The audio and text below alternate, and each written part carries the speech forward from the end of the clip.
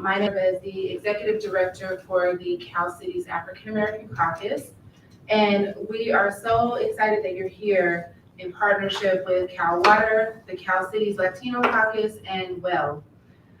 It is a pleasure to have you here with us today to talk about the critical issues that Black, Brown, and Indigenous people of color face every day involving water challenges within our communities. The Cal Cities African American Caucus's mission is to represent the interests of African American city officials and the greater African American community within the League of California Cities, the National Black Caucus of Local Elected Officials, and related state and national organizations. We thought that it was a great time to initiate a discussion under the umbrella of the League of California Cities as a diversity caucus to ensure that we are focused on water quality and affordability for our Black and Brown communities. The conversation swirling around water in California has now reached a critical crossroads, and we need to hear more viable solutions from our water agencies, elected officials, and local leaders that understand the intricacies of how water works from the rivers through the aqueducts and ultimately into our homes and workplaces. So at this time, I'll pass it to my co-host, Erica Arriaga with the Cal Cities Latino Caucus. Thank you, Marla. My name is Erica Arriaga. I am the Executive Director of the League of California Cities Latino Caucus. We are 550 Latino mayors and city council members throughout California. Our mission is to develop and strengthen the leadership skills of Latino elected officials. The Latino Caucus identifies priorities every year in our advocacy area. One of our priorities this year is climate change, and that includes the water challenges of California. So that's why we're here today, but we are also very pleased to be able to co-host this event with the African American Caucus. And hopefully for our members and for our guests today, you'll keep an eye out for us because we hope to host a lot more events together in the future and really bring our voice together on those common issues that we have. So thank you so much, Marla, for taking the lead on this. You did so much work to make this happen today, and I'll pass it over to you to send it over to our speakers. All right, thank you so much. So our panelists for today, and I would like to first apologize on behalf of Gracie Torres.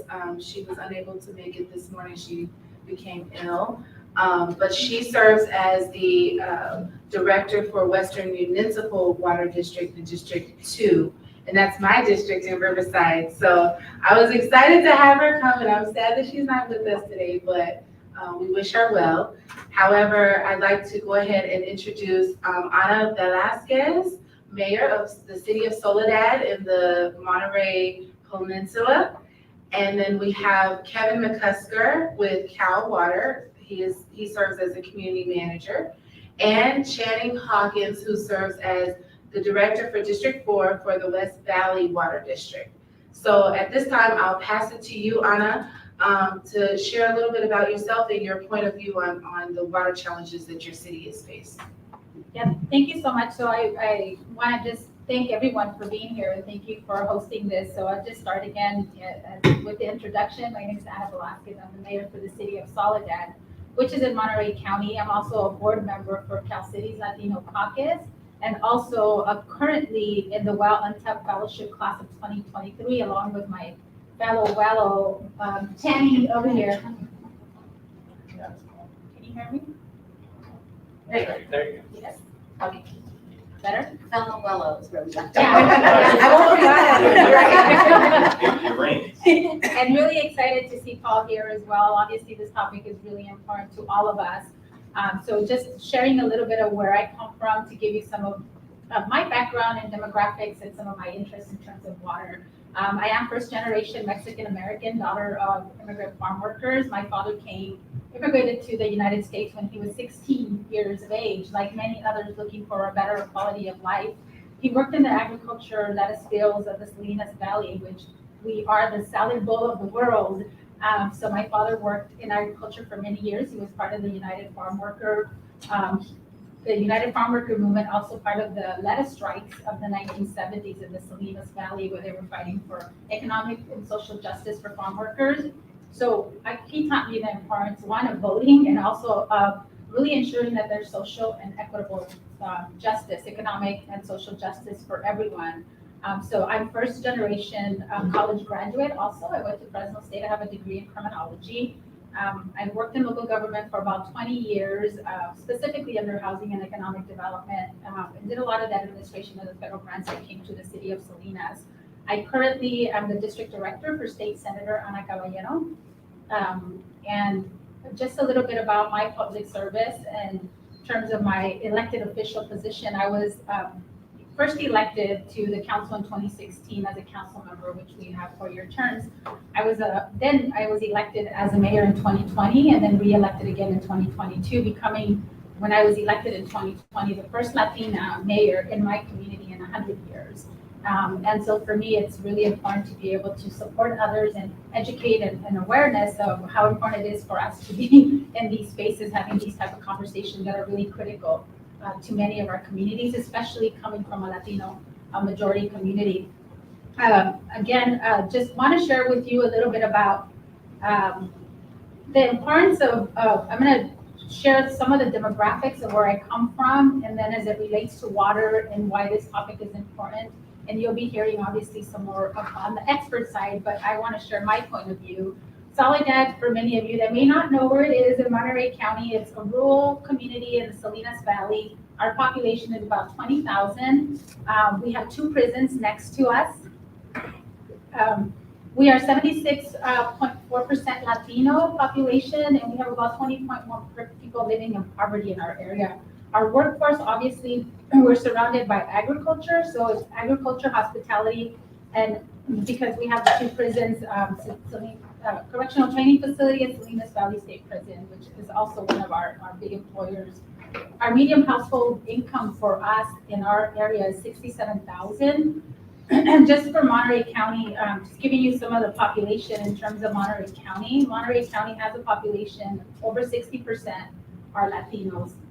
The population is about 437,000 in Monterey County. California, as you know, approximately 40% of Californians are Latinos. So for me, it was really important to be able to understand some of the inequalities around water, and specifically in our communities of color. I'll go into some of our water issues in our area. So as I said, we're obviously surrounded by agriculture, and that's our economic engine. And for many of our communities, especially communities of color, that is the source of our economy and the workforce. We have a total production value. We had a total production value in agriculture in 2021, about 4.1 billion. Obviously through the pandemic and because of the drought and some of the impacts that that's had on specifically in Monterey County, that has really impacted that economic production. Monterey County has more than over 1,000 farms with about 367,000 crops of acre. And according to some of the data that I heard also in another presentation that I was part of about 2 weeks ago, and it was a nonprofit called Monterey Water Keepers. Their executive director, Chelsea Tu, who's the executive director for Water Keepers, she's also a environmental justice professor, race, class, and the environment at UC Berkeley. She talked about some of the key issues that we have in our community in regards to safe drinking water and access to clean drinking water. And I know we'll touch on some of those today. We do have several pockets of our community in Monterey County. Specifically, I'll share one which I think is going to be similar in other areas as well. But our San Gerardo Cooperative, which is 100% Latinos, majority low income. They majority work in agriculture. They relied on drinking water for the past 10 years.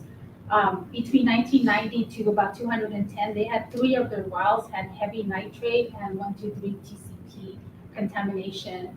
And they're not isolated. I think we have many communities that have similar circumstances. In Monterey County, we have over 500 wells with high level of nitrates in the water that is not drinkable. And the water pollutants of those is fertilizer and pesticides.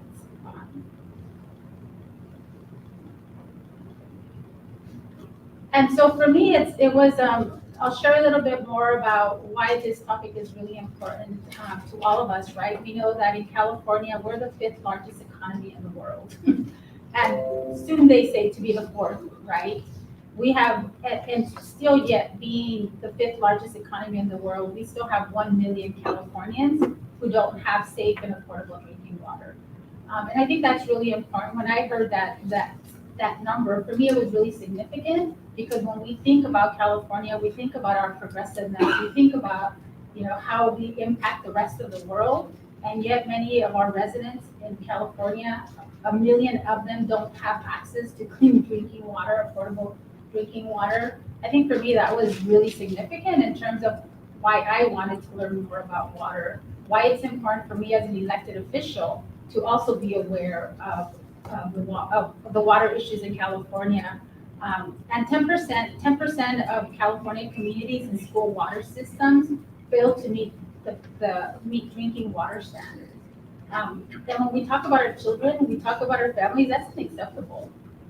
So we have to be able to work together. It's not obviously learning more about the issues of water. It's not an easy solution, but there is a lot that's being done and we need to be able to work together. So climate change, as we all know, has really impacted our different water sources, has impacted many of our communities, and we've seen throughout California, many of those communities that have been impacted by the drought, and the majority of them have been in Latino communities or communities of color. So for me, it was important, again, like I said, to get involved. One of the reasons too why I'm here is I'm also, as I mentioned, part of the Well Untapped Fellowship Program, and I really want to encourage everyone else, especially anyone that's an elected official, also working in the school systems. And it doesn't have to be anyone, you don't have to be a Latino to be part of the water education for Latino elected. It's anyone that serves the Latino community. And as you heard, the percentage of Californians, or 40% of Californians are Latinos. So that's a big number of representation that we need to really ensure that elected officials are aware of some of the water issues that our communities are facing. So I encourage people to get involved. Also, find out some of those community or local justice organizations that exist in your communities, because there is many of them. Find out what they're doing, what are some of the issues that they're addressing as well, and some of the specific issues in your region, because for every region it's going to be a different, it's going to be different in terms of some of the water issues that we're facing, whether it's access to safe, clean drinking water, affordable, or also accessibility to adequate water. And so, which is, I think, really important. The other thing too that I find out, especially through participating in WELL and understanding just the complexities of water, right? Water is so complex. We have regulations for everything, but sometimes in some of the different water arenas, some of that is not as regulated as we would hope it would be. So really being able to have that information. California also passed a human right to water policy. So I think for me that was really imperative to be able to understand, well, what does that mean? And what does that framework consist of? And where are we with that framework? And I just want to make sure that I reiterate that, because the policy does say every human being has a right to safe, clean, affordable, and accessible water adequate for human consumption, cooking, and sanitary purposes. And if we have to pass a human right to water policy, and this was not too long ago, I think for us as Californians, we really need to make sure that we're looking at what are those frameworks. So what does that policy framework look like? And is it working? And what are some of those timelines and initiatives that consist within that framework? Some of the other things that I've learned is how to be proactive, and being part of the Latino Caucus. We meet with our legislators. There is a lot of different policies and bills that are going through the legislature right now, and it's really important for us to be able to be aware, what are those bills that are affecting your communities?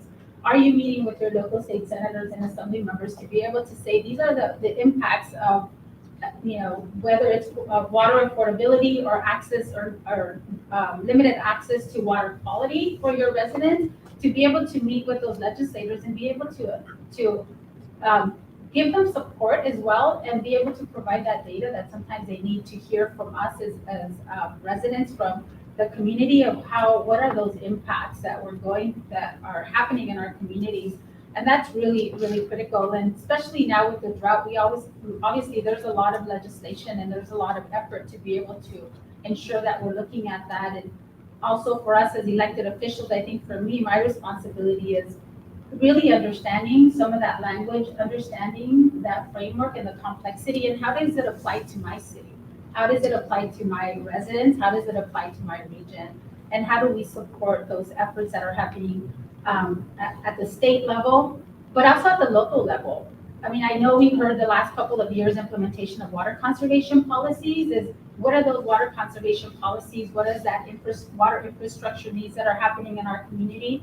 Are we doing there's a lot for recycled water projects. Are we taking advantage of that? And the state now has different multiple pockets of money that is really supporting these water recycle projects. Are those happening in your communities? Are we accessing some of those funding? So I'll share, in my community, we just received a $15 million grant from the Department of Water Resources through the Small Drought program to be able to do a recycled water project throughout our entire city.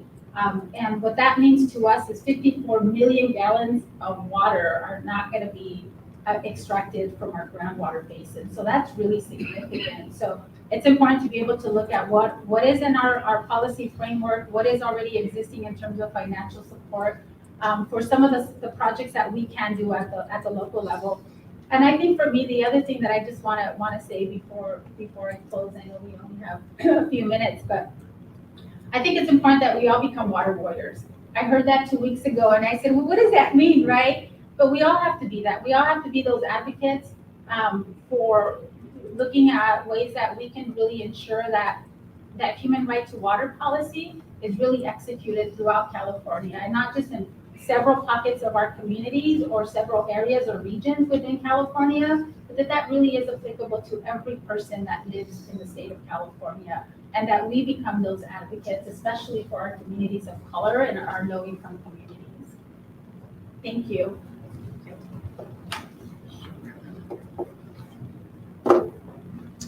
Thank you, Anna. Kevin, you're up next. Thank you, Marla.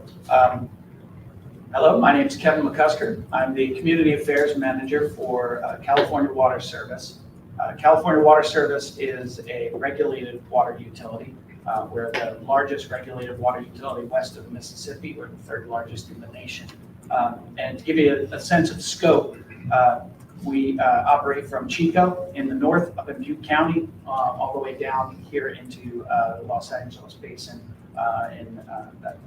And so we've got multiple districts around, and to kind of set some context for people who may not be familiar, regulated water utilities are a little bit different than regulated power utilities in that our service areas and the rate making areas are non-contiguous.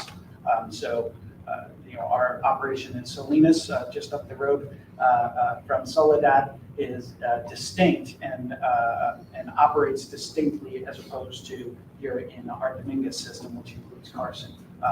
So the rates are set locally, and the operation is localized, but we're able to offset some things with some economies of scale at the statewide level.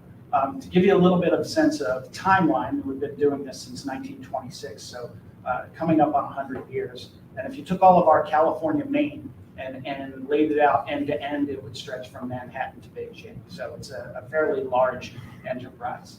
A couple of things I wanted to talk about Cal Water in particular with regard to this area really has to do with the way we approach our business. We have a mission of being the leading water and wastewater provider, but we have a vision and a purpose that goes beyond that enterprise mission. And that really is to enhance the quality of life in the communities that we serve. California has recognized officially that water is a basic human need and established a human right to water. And Cal Water passionately believes that all Californians, not just our customers, but all Californians deserve and have a right to reliably accessible, safe, affordable water. And unfortunately, that's not the reality in California. And as was just mentioned, we're the 5th largest economy in the world, yet the State Water Resources Control Board just released its new 2023 needs assessment. 27% of all community water systems in California are either failing or on the brink of failing. That's, 27% in the 5th largest economy in the world. That should be somewhat alarming to all of us as Californians. And so we wanted to work with the African American Caucus and the Latino Caucus and on this discussion to kind of look at that issue from a global perspective. In particular, one of the things that I find interesting is kind of the connection in communities of color and low-income communities. There's a nexus of water affordability and water quality. We have many of these communities that suffer from poor water quality to downright unsafe water quality, and yet addressing the issue of water quality has the potential to then make the water itself unaffordable. And it becomes a game of squeeze the balloon. And so as a state, how do we address that connection in a way that makes sense and is sustainable? Instead of taking it in, is there a way forward that may be less case by case and more coordinated, working together? So, some of the things that Cal Water is proud of, we were one of the first, if not maybe the only potable water supplier at the retail level to support the Safe and Affordable Drinking Water Act when it was first created. That led to the Safe and Affordable Drinking Water Fund and now the SAFER program. We have a customer assistance program for customers who qualify to offset some of that cost of service. We don't charge late fees. We have a hardship grant for customers, and we have no cost payment arrangements, because when our customers are having trouble making their household bills, we want them to call us and contact us so we can help. We're not in the business of not serving people water. We're in the business of serving people water, and we want to do that. And if people are suffering household budgetary constraints and they call us, we'll work with them to make sure that there's a path forward. And we want all Californians to have that same kind of flexibility when the need arises. And we also manage a rate support fund that helps some of our higher cost yet lower income areas. We serve multiple disadvantaged communities in places like Willows or around Lake Isabella and Kern County, just to name a couple, where there's, sometimes I'll use Lake Isabella as an example. That Kern River Valley area has a low median household income, but it has a high cost of service. And it just has to do with the hard rock terrain. It has to do with the fact that there are substances in the ground up there, uranium and some other things that increase the cost of making that water safe. And so obviously that's a very specific case, but that is not unique in California. So we wanted to foster a conversation where maybe we were looking at some of these issues with reliability of access and affordability. And how do we bring the parties together to discuss it and look at the connection between those two. And so I really look forward to continuing the conversation, and hopefully this is just getting the ball rolling for us.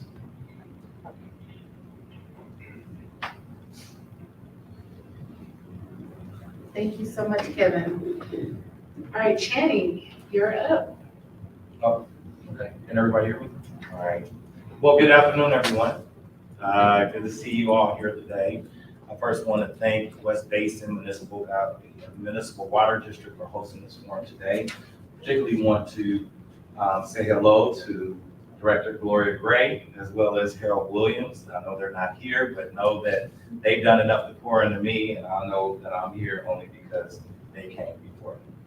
I also like to thank the League of California Cities, the African American Caucus, as well as the Latino Caucus, for the work that you're doing to ensure that individuals of color, whether Black or brown, whatever that they may be, have a voice, not only in places where they have a seat, in places that are hard to reach.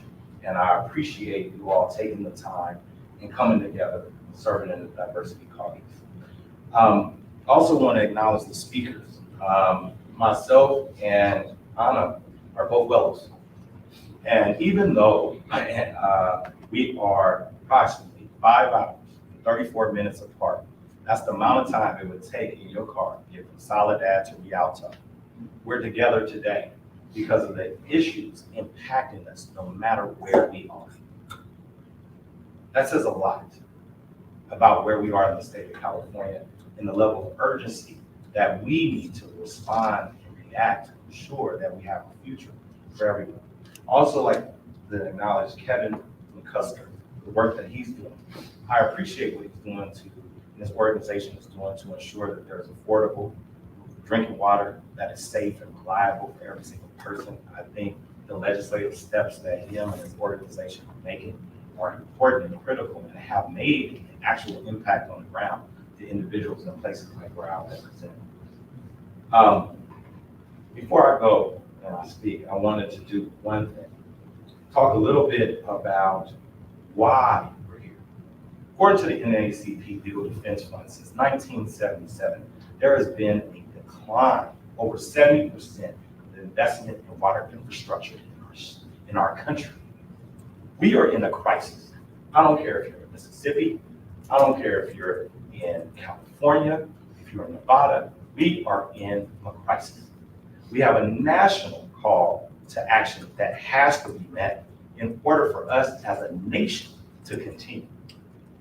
And no matter what we discuss today, and no matter what solutions and problems we bring up today, it is important that people understand that this issue is probably the most important issue to success of our union and our nation. I'm Channing Caucus. I'm a director from West Valley Water District, located in the Inland Empire.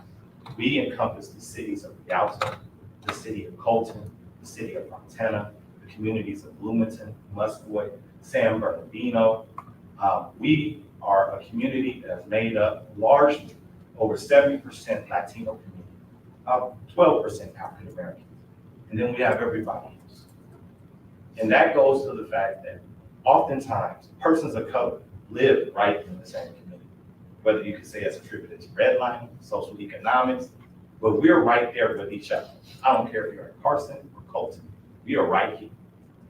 And this opportunity for us to come together to work collectively to discuss an important issue is critical. Since my election, there have been 3 major issues that I've championed at the district. One has been transparency. Transparency is an issue in water in general. If you pick up the LA Times, if you pick up Sacramento Bee, it can talk about the lack of transparency in water and who's getting it, why are they getting it, how much does it really cost, when do they get it, when are the decisions made. And one of the things I championed at West Valley was to make our agency more transparent. We were one of the first ones in our region to go live on Facebook, have certain types of accountability for our staff and our board members. Accountability. How do we hold people to account? My colleague Anna brought up, how do we get people to even know what's going on?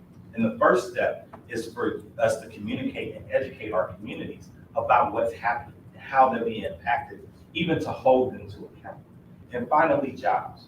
I think every single member of a water board or city council or school board needs to be focused on how does the economic imperative fall within the job that you're doing.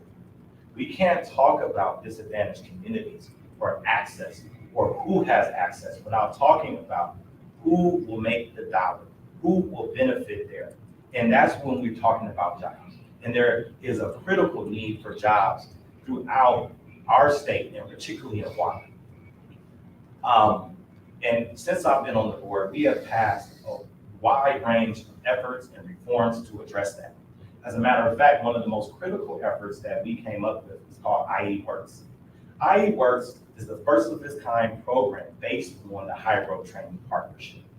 And what we were able to do is successfully be able to create a partnership between the water agencies, the communities, educational institutions, and nonprofits to be able to work collaboratively to identify, recruit, train, and place individuals from disadvantaged communities into these important water jobs. And did I say good paying water jobs? That has been something that even the state has adopted. When I look at Paul and the members from Well and Cowell, they currently, based on the model we had at IE Works, have a $4 million grant to be able to take this program across the state, which will impact communities like Soledad, which will impact communities all throughout our state. I think there are a few things that we need to immediately do to address disadvantaged communities. One is affordability. In my local area, Colton is one, according to the State Water Board, is one of the largest, has the highest, one of the highest rates of inability to afford and pay water rates, their water rates. They are in the top 7, at least according to the last report. We'd like to be out of that list, but we're on that list. And so affordability is a critical issue. And how do we address it? When we look at the need and requirement of Prop 218 that water districts go and they assess their rates and they determine based on the infrastructure need, how do they invest in them and then deal with the idea that our communities can't afford the water? And what types of choices do we need to make? And we're making those challenging choices. Next is access. West Valley Water District, we have this little issue called plethora, if you haven't heard of it. Comes way back to World War II. So approximately what they thought was all the Department of Defense thought, well, if we go and we build a bomb making plant 50 miles inland, at that time, the Nazis won't be able to send a bomb to be able to bomb it. Well, great, I guess strategically for the war defense purposes, but for our purposes of having houses and communities and apartments and parks and families and schools there, it's been the bane of our existence. We have had to come up with cutting edge technology to address the issue of chlorine.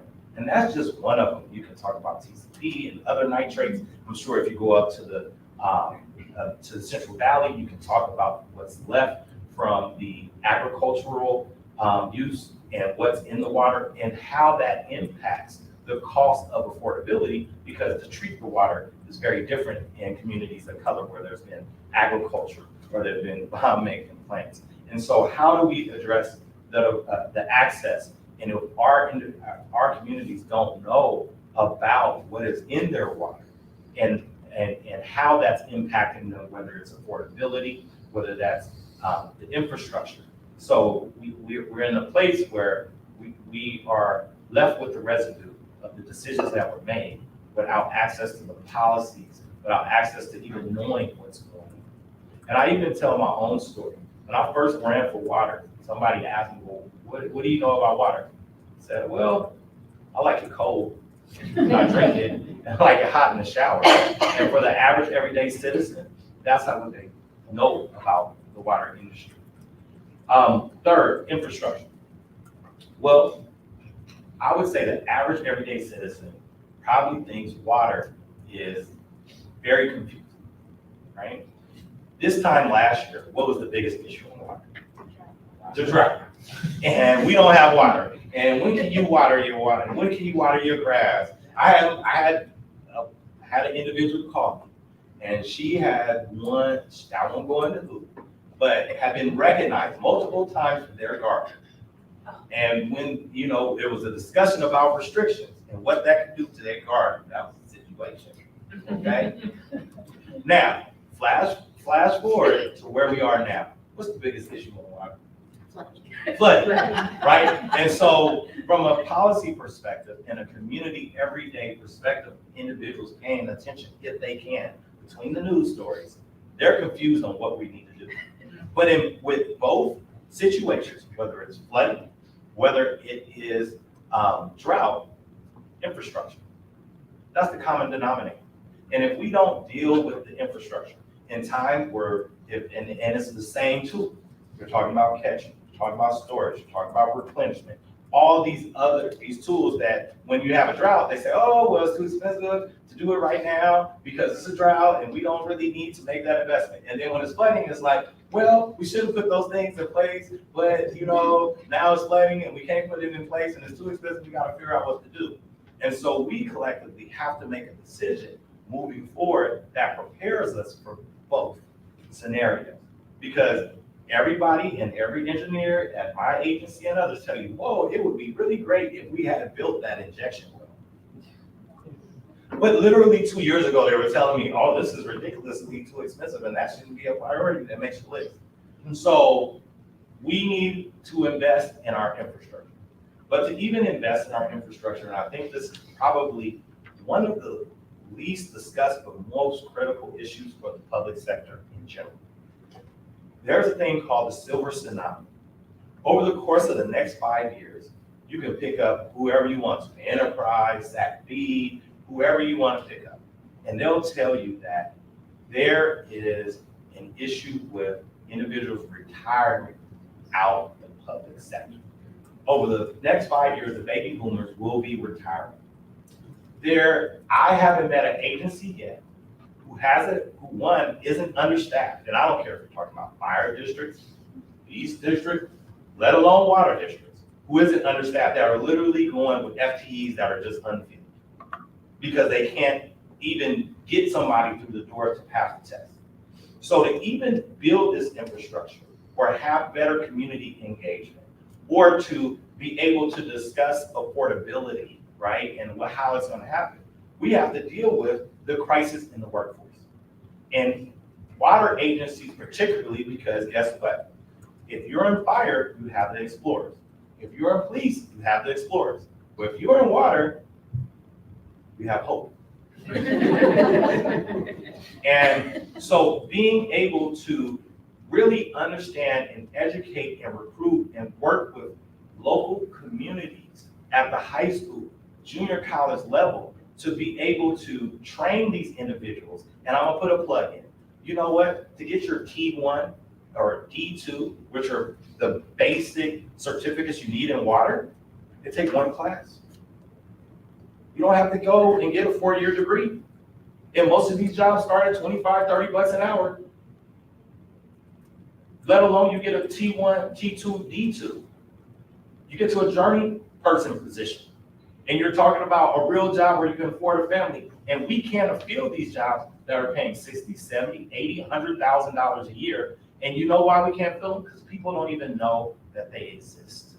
And water has not on purpose, because when water districts are typically at the front of the newspaper or in front of issues, there's two things going on.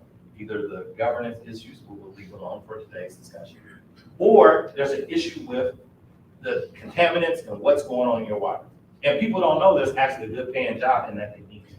And so as collectively in our state, we need a plan to be able to identify, recruit, train, and place individuals to be even to take on these infrastructure jobs or to maintain the pipes, because we have to make the investment now. And so I look forward to the rest of our conversation. I hope we have some solutions to today's issues, and I thank you for your time. Thank you so much, Channing. Okay, so at this time, everything that you all said is very, very important, so we want to hang on to that, but we're going to take a quick break so that you can go grab a sandwich, come back to your seat, because this is a working lunch. And then as we reconvene, we'll start the panel discussion. And I think we should give them a round of applause.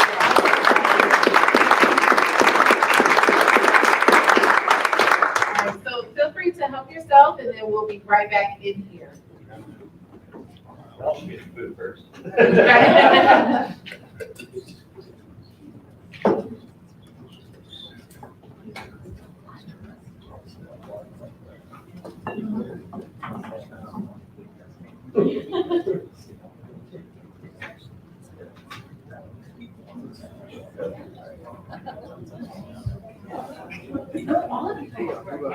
Okay, let's do this.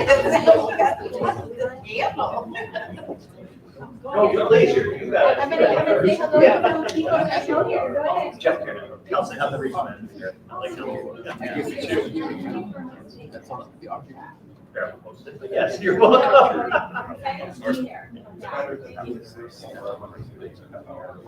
Oh, is that you were at the previous location? Yeah, they moved it. Well, essentially, what?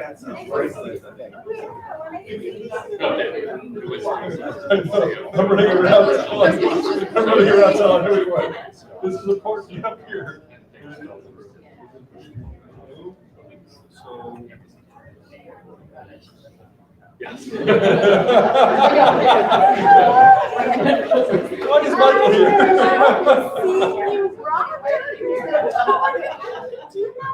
I'm sure you do.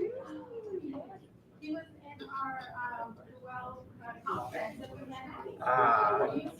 I was not that He's everywhere, so it doesn't surprise me that.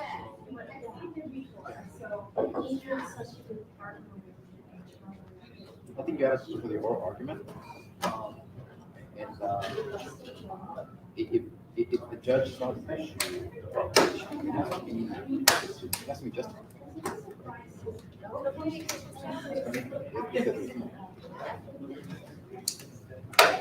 Right. Yeah, it was not for the first time. 2 weeks ago, yeah. I saw it yeah, we did. Yeah, yeah, so it's getting exciting. Okay. Now, but the actual argument, how is that gonna be? You know what? I'm gonna get one of those, practice.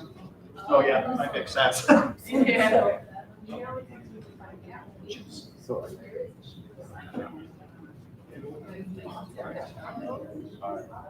But this one is a teacher. So where's your We all work from our homes. Yeah.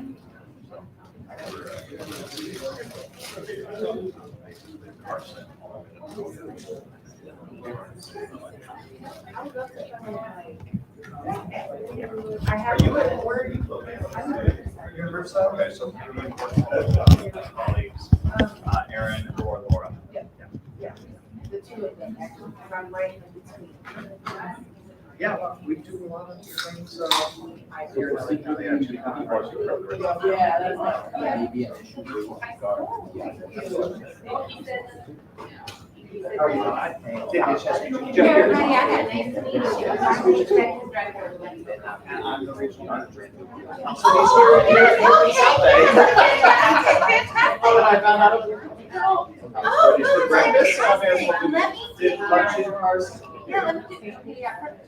So I can add you to the you tried to send it. Yeah, our boss does forward it. That's when I finally did see it. Because Mark sent it over to me, so. You know, like, I always joke with everyone, it's time for people to see something or to touch something, if it only goes once, it'll get done. Exactly. You never reached out to me. When I was like, oh, I didn't know this was happening, and they're like, oh, well, I know, and I'm fine, knowing like, we miss a lot of things. It's always the ones that say, we didn't get anything, but I'm like, okay, let's just go for email. Yeah, exactly. Oh, that's so great, thank you for coming. Thank you, Jeff.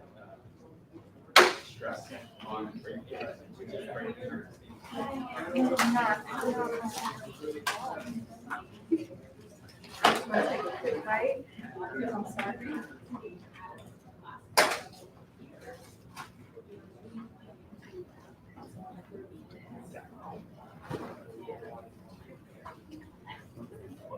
I guess my question is,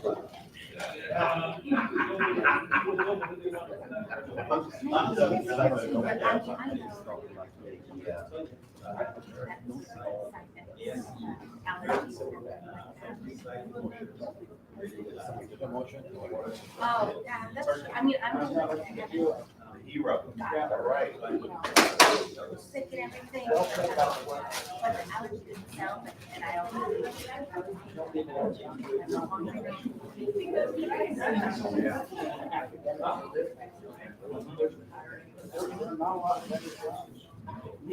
Lower utility. In general, water. The whole.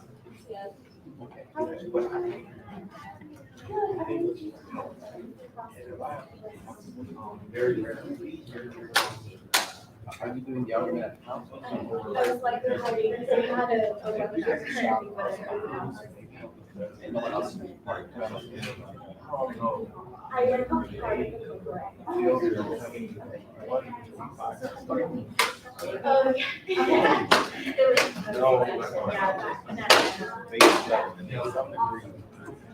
Ready for the work. There's gotta be an investment. That's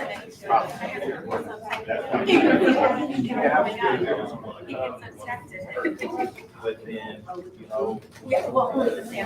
Team, if I'm during the day, like digging ditches all around. 7 a.m. We're having their tailgate.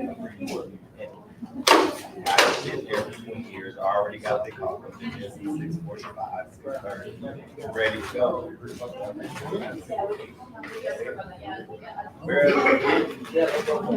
the road in, you gotta get through. But that is like.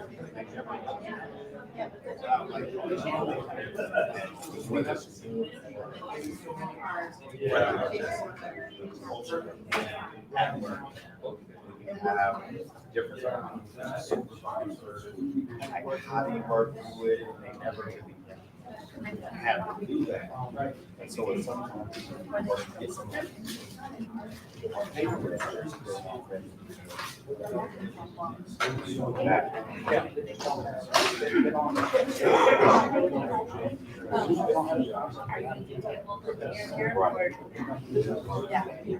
a lot of the negative ways is just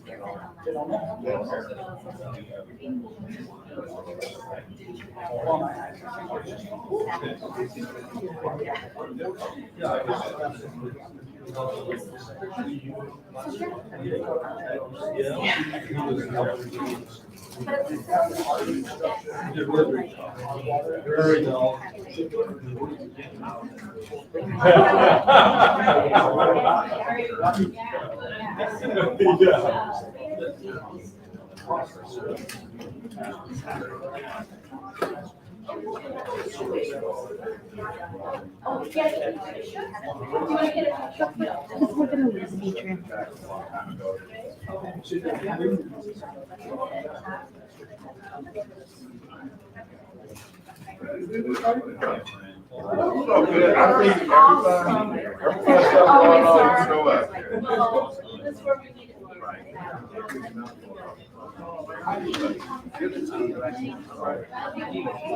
Oh, yeah. Oh, thank you.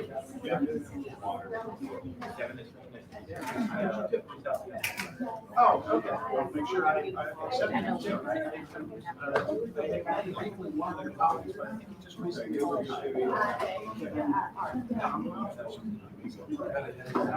I'm not a panel with them. I had a library just into the parking garage. Yeah. I'm gonna get that.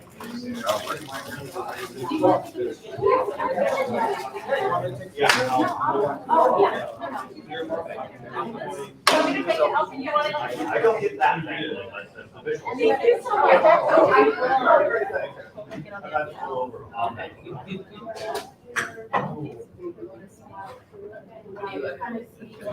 Just make sure you say cheese. Actually, if I catch it early, usually it's Tylenol or. Yeah. Awesome. Thank I you was so waiting much. on her to do a little part. Yeah, I will right after. I got to talk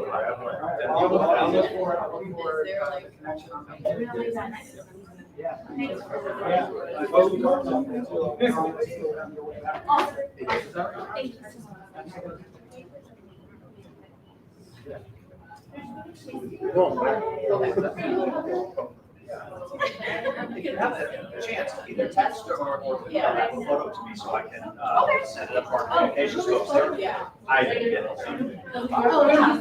Yeah, absolutely. Our custody folks wanted to do some social media on it. Sure. I do, yeah, I was gonna take pictures, but I got. Here, do you want to send it to me?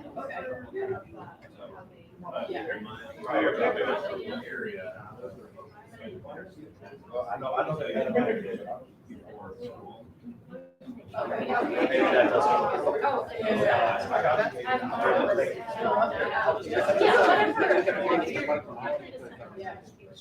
I think a little bit, I mean, so what happens if we say no, yeah, that's gotta go to court, right?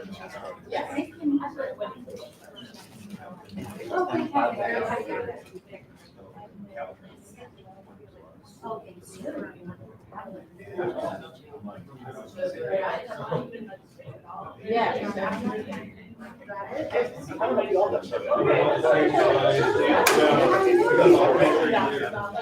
I got it. Okay.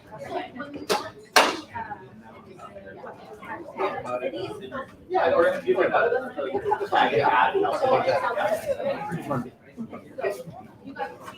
Who will respond to the phone?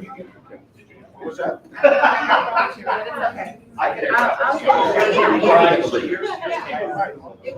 Okay, so we schedule time. Yes, so that all happens here. When we got the Monday, when I got the almost ready, I just put it out there.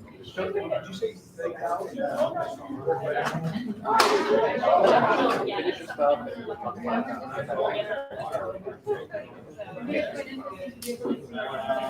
I got both your back.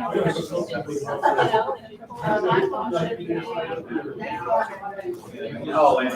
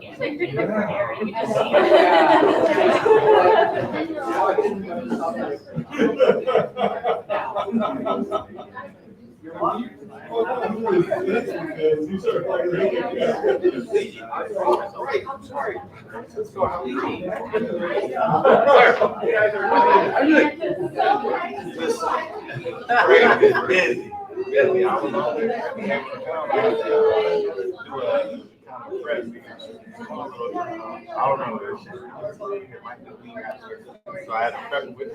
Okay. Online.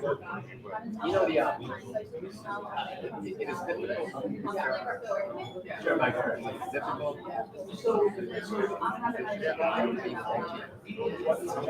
But I can assure you.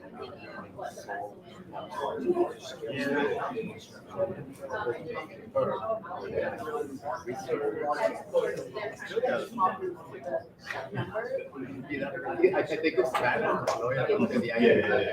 That thing does everything. I had to pull out the web and heal. Like, you know what? The attorney did that.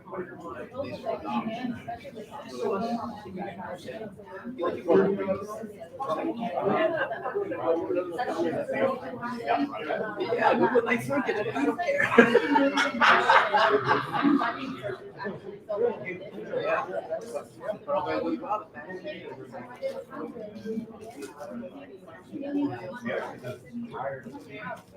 everyone, keep enjoying your lunches. We're gonna get started in about 5 minutes, but keep continuing your speakers will start. Well, and then.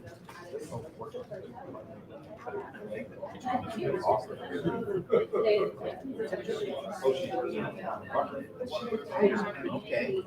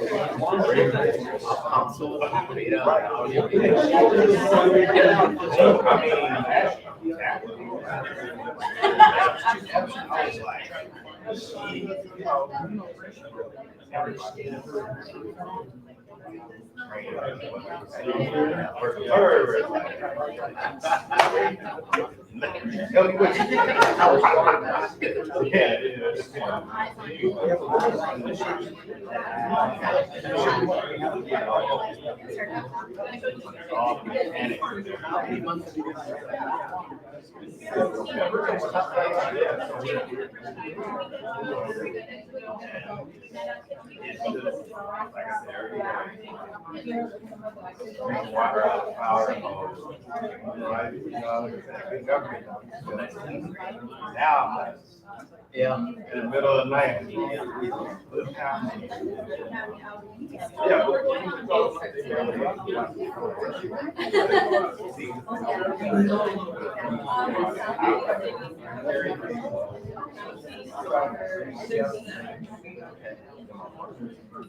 Everything. And so, everything else, literally, like doing everything else, and, you know, asking about my house. You didn't have to make one cookie.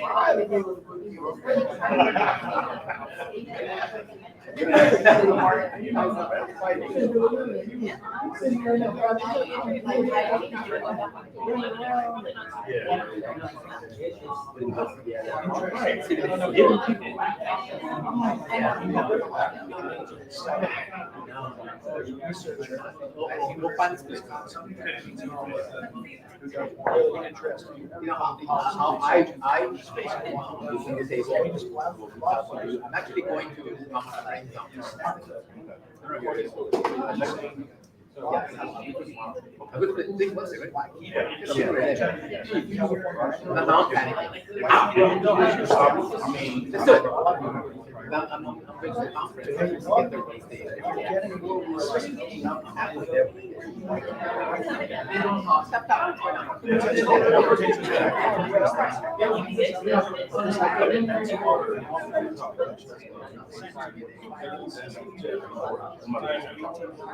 Yeah. I'll put on my calendar. Well, Kevin, here's my. Yeah, what are they doing there? They were before you. They were there.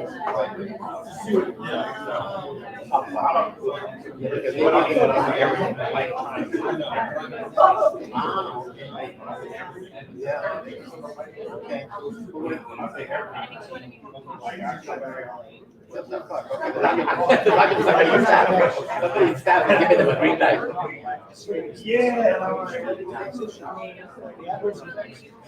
Always named on the same.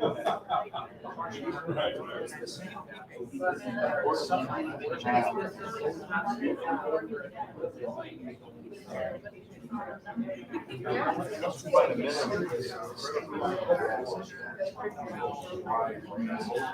Well, and you look at.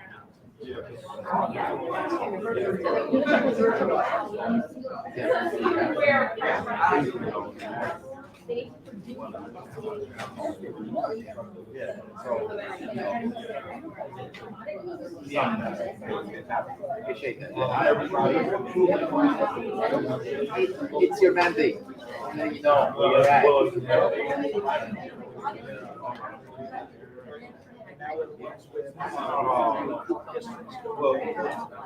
We would never get hired because of that. For you.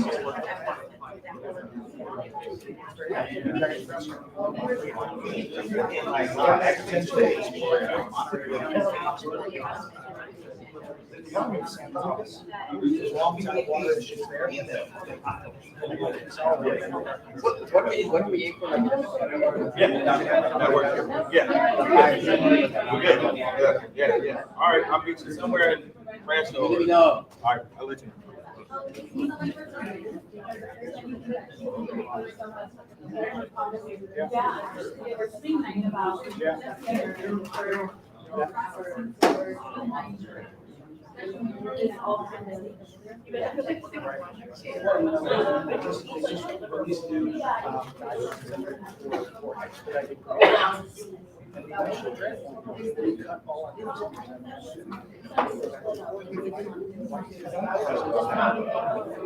Thankfully, they changed.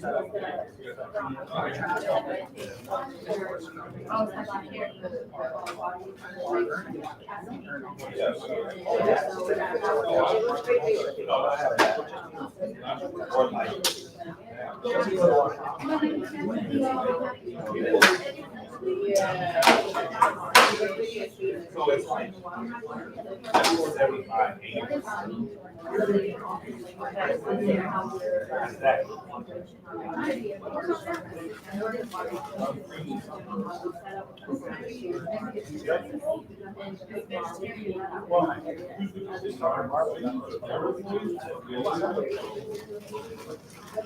Even if it's just for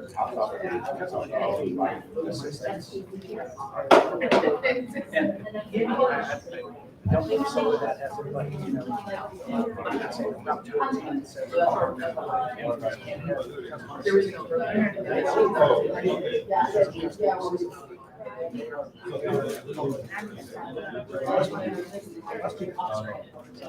But the other thing I was going to say is that people are in the houses that are realizing something they need. They should still have what does the tree cost?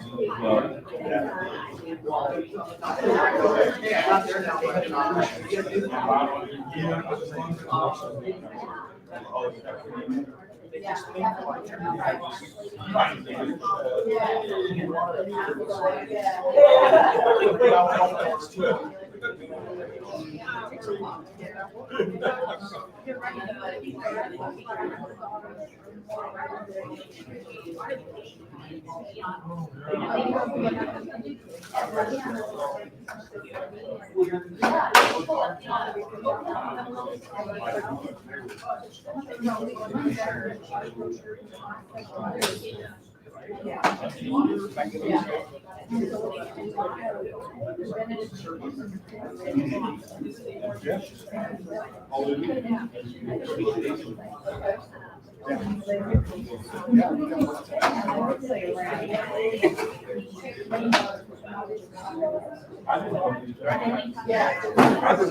Never talked about this. When I'm serious, it'll be a good time. Yeah, I didn't say that. Nobody doing no work. Trying to, like, we ain't got no kids.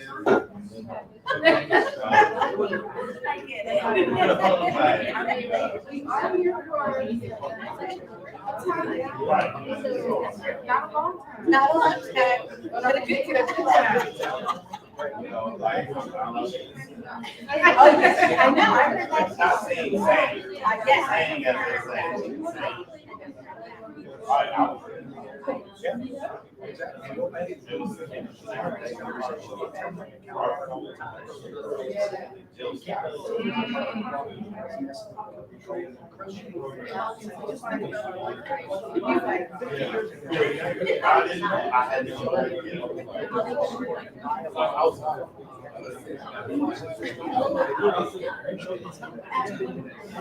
No, I was actually.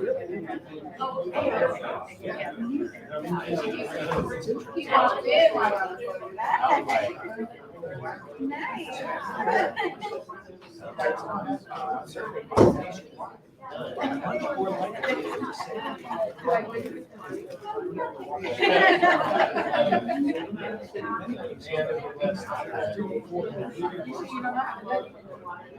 So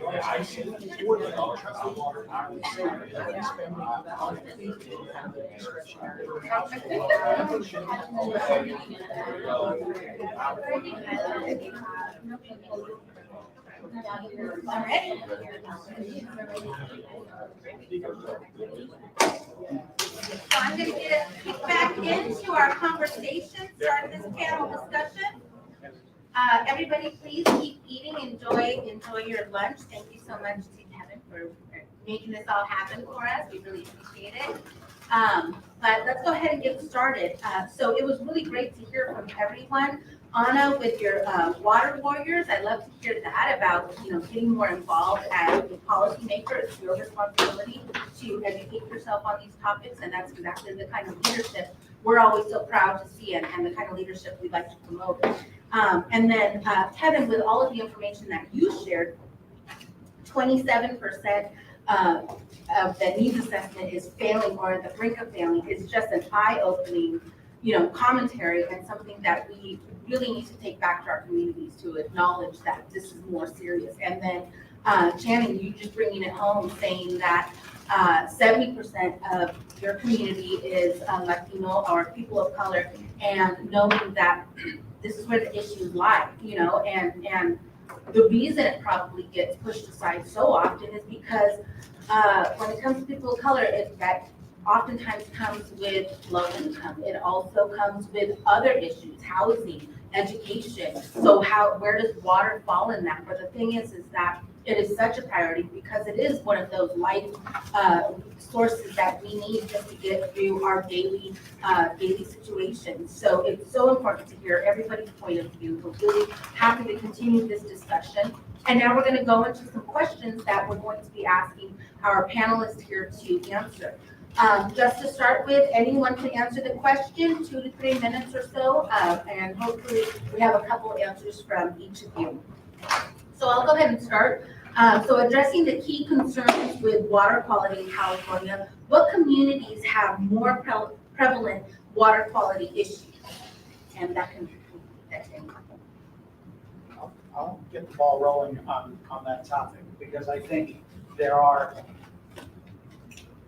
it can vary from community to community about what the biggest issue is. So I live in the Central Valley, and so we have disadvantaged communities and low-income communities of color that face severe water quality challenges. Oftentimes, these rural communities have water districts or CSDs or PUDs. They're not even incorporated cities. And their boards are trying to deal with this the best they can. They're doing the best that they can, but they can't generate the revenue necessary to upgrade the system, to turn over the infrastructure when it's aging, and to install treatment when new regulated constituents are identified. So, the new one that everybody's talking about is PFAS, and PFAS is apparently ubiquitous as far as we can tell from the research. But think about this: as soon as we address the PFAS issue, the issue of microplastics is right on the next horizon behind that. So how are these small communities in particular going to manage that when it comes to having the right people to run the system and educating the people who sit on those community boards to understand the need to not only keep rates affordable, but also generate the necessary revenue to operate the system safely and reliably?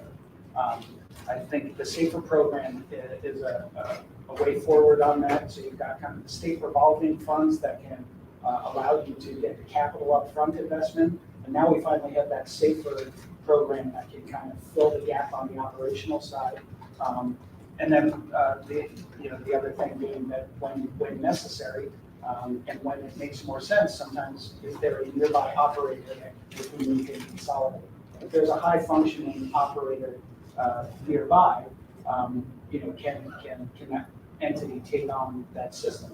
And in many cases, that entity is oftentimes resistant because the infrastructure you're asking them to take on is in such poor disrepair.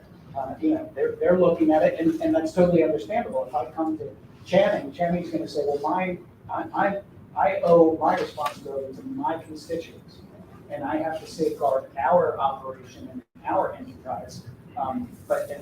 So it's a very difficult challenge that we're facing in the Central Valley. And that's just, one region of the state. That issue to me seems like one of the largest ones that needs to be addressed. And then the other thing that we were just talking about too is there's also an issue when it comes to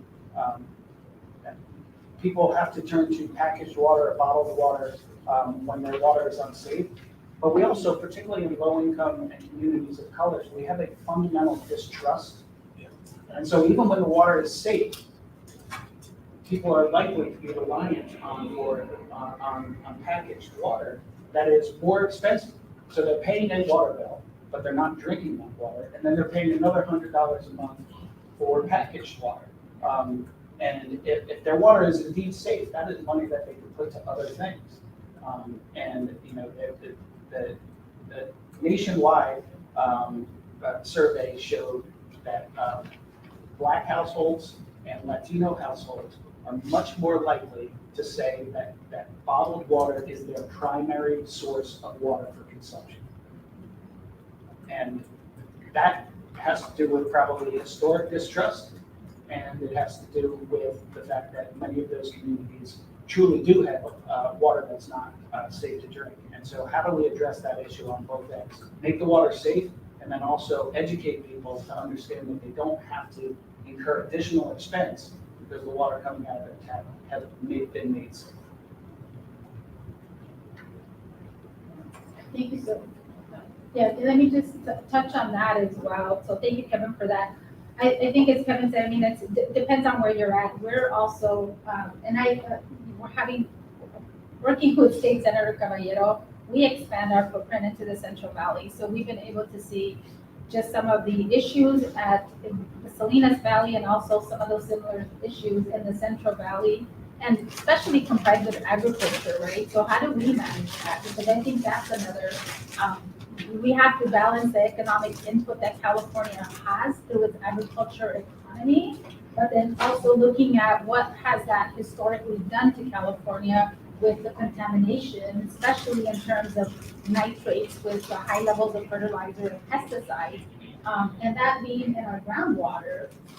And so being able to look at how do we, I know obviously there's a lot more that's being now adhered to in terms of some of the agriculture practices that are different, that they are now, right, to be able to look at different,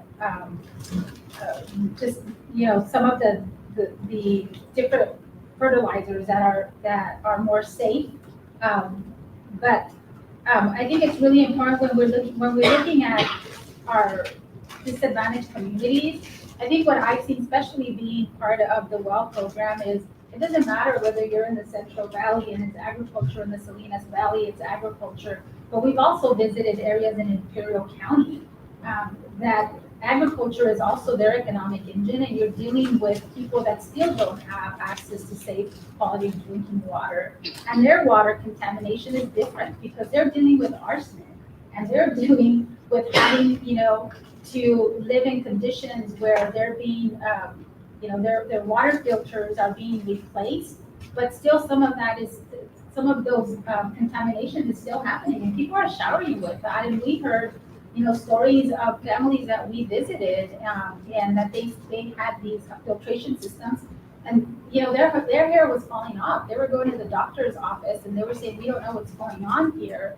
And they're now, it's also health disparities, right? So it's looking at the whole array, I think, of environmental justice when we're looking at water, and that it's obviously it's access to clean drinking water, not having that accessibility, but it's also looking at some of the other inequities that have existed in California, and how do we address those? How do we vocalize those in a state where our economic engine is, a portion of it is agriculture, but how do we balance that with the lives of our families, especially many of those being our communities of color? And just, one of the things that I do want to say is, through the, going through the WELL program as well, what we learned was that only 2% of Latinos are represented on any water boards or commissions. And that's really significant because we really want to make sure that we're at the table as well, especially people of color, to be able to make sure that the policies that are being put forth and the policies that are being discussed are policies that are not going to continue to be harmful or impact our communities of color. I mean, it's pervasive. I mean, whether it's Baltimore, Jackson, Mississippi, Flint, Michigan, Chicago, there's issues with water everywhere. And when you look at these communities, you're in the South, you're looking at predominantly African-American communities, places like Chicago, Latino and African-American communities, Baltimore, other places. It is pervasive where there happens to be this nexus between people of color and being a disadvantaged economically, socially community. That's where it is.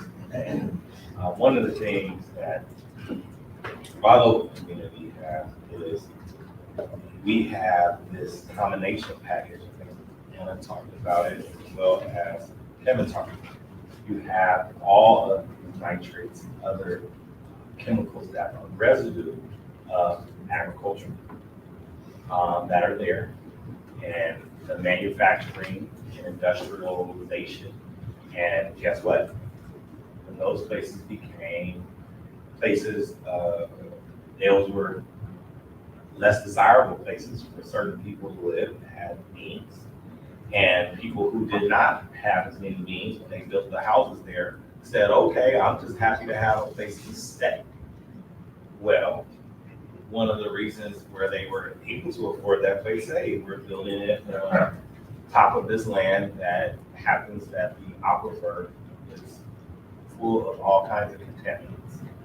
And so it's everywhere. And even when we went to, including places like here in Carson, I don't have pictures, we're literally a stone throw from town. Y'all don't know, like, stone throw. And just a few years ago, it was in the paper with sativa. And we got to talk about what was going on, and people were smelling over just right here down the street in the city of Carson, coming out of the river or whatever. And whether we're talking about Imperial Valley, like my colleague was talking about, the Polanco parks, those folks that are served, who are the workers who are working day to day in those agricultural fields, and where they have to go back to, they're not even connected to any infrastructure. They have to rely, I think my brother was talking about the mutuals and how you have these small mutuals who at one point had a very important and critical role in supplying water to a local community. But now, 70 years later, they don't have the reserves to fix the infrastructure. Their pipes are failing. They, for whatever reason, become an island to themselves, where all this infrastructure is built around them for water resources, and they don't have the ability. And maybe because the community may not be informed that they need to consolidate with, whether it's municipal or another private agency, they're stuck there, and the people who are on the boards, folks in the community don't even know who they are, the other shareholders or the mutual members. And so it's everywhere. And there are many different lenses to look at this issue. You just have to figure out how you're going to approach it. But again, where you see a whole lot of people of color in board, this problem. Thank you for that, Channing and Kevin and Anna. You all brought up a very important piece of this puzzle, and that's the natural occurring issues as well as the human occurring issues. How do we negate, how can we negate any natural occurring issues such as arsenic within the water that are harmful for human consumption? And what can we do about the human occurring issues such as microplastics and PFAS that you mentioned, Kevin? And I'll hand it to you first. Sure. So I think it's an important thing to note, and this goes to how we educate our publics about water in general, right? That just because something is natural doesn't necessarily make it safe to consume. And water is the universal solvent. So if water passes over something, it absorbs part of that, right? H2O as just as a molecule by itself does not exist naturally in nature. There's always other things in it because it absorbs everything. And so if there's things like uranium or arsenic in the ground, nobody put it there. It's there naturally, but it still has to be taken out in order to make that water safe to consume. And when you're looking at places like Allensworth and Alpaw, where they've got arsenic issues, or up in Kern River Valley, where they have uranium, those things have to be taken out. And people have to understand that there's a cost to that. And even if you're finding a way to offset that cost to relieve the customers of some of that cost burden, I think it's important that they still know what the cost is, because that's how we get to the point where people appreciate the value of the water service that they're getting. And it helps them make better decisions in their household expenses when they know what the real cost of something is. So those things, there are regulatory methods and legislative methods to kind of deal with those kind of naturally occurring ones, as opposed to human caused elements. And we talked about 123 TCP, I think is a good example, because when that MCL was set in, I believe it was 2017, from the setting of the MCL to compliance deadline was a total of 6 months, which is probably not realistic, and that's probably why most of the water purveyors who were dealing with 123 TCP, didn't necessarily make the deadline and had to issue, notices, quarterly notices until they caught up. I'm proud to say Cal Water made the deadline in our areas, and we got an American Society of Civil Engineers award for that project. But how do we handle these things in a way that's realistic and make sure that these smaller entities in particular, whether they be mutuals or community service districts, that they're tracking these type of developing regulatory so that they can stay ahead of it, and so that they're not caught flat-footed when they get a 6-month window. And looking forward, I think, I don't want to vilify ag at all. Living in the Central Valley, ag is the flywheel that drives our economy. And there have been bad actors in the ag sector. There have also been good actors that were following the regulations that we learned generations later turned out to be harmful. But as we look forward, speaking of PFAS, is there a way for us to start looking forward and saying maybe PFAS textiles, maybe we shouldn't be going down that road. Maybe we should be regulating against that now, to try and look at some of these constituent substances that we know are going to be on that horizon of new regulated substances. Can we start addressing them now in before they get into the environment or before they continue to compound the existing problems?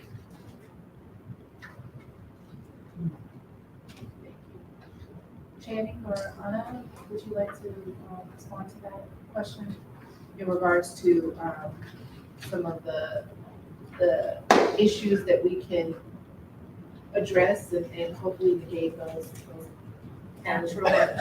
Yeah, well, the natural, we only have to deal with natural occurring water quality issues. We'd be all right. So I think for scientists, engineers, and other people out there, they'll address that. All you have to deal with what was in there naturally, would be a different place. Now, the human element is one I am more familiar with.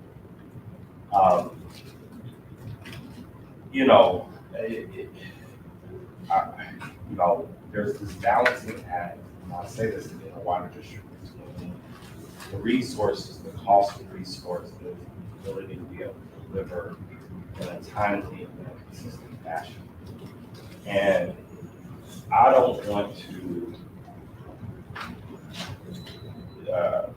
with benefit of having 50 years, 60 years, 100 years of hindsight, just criticize everybody who made a decision in the past. You know, they built pipes for all kinds of stuff. Well, here in the city of LA, pipes that are over 100 years, type of lead, and all kinds of stuff inside those pipes. And at the time, it made sense. They were sturdy. They would last 100 years, right? And they still do their job to some degree. But the same composition for those pipes, we would never do that today. We would never do it. So I do want to have some context to the human occurrence. Now, I think what when we look at the harmful chemicals that have been in agriculture, some of that has to be addressed. I think what we have some chemicals that are permitted in our country that are not permitted to use in other countries, in Europe and other places. They're not. I'm not an economist. I'm not in those industries. I don't know why we need them, and these other places can survive without them. That's something that needs to be looked at. I don't want to go through the list for anybody's sacred cow, but there's a long list of sacred cows we can look at. I also think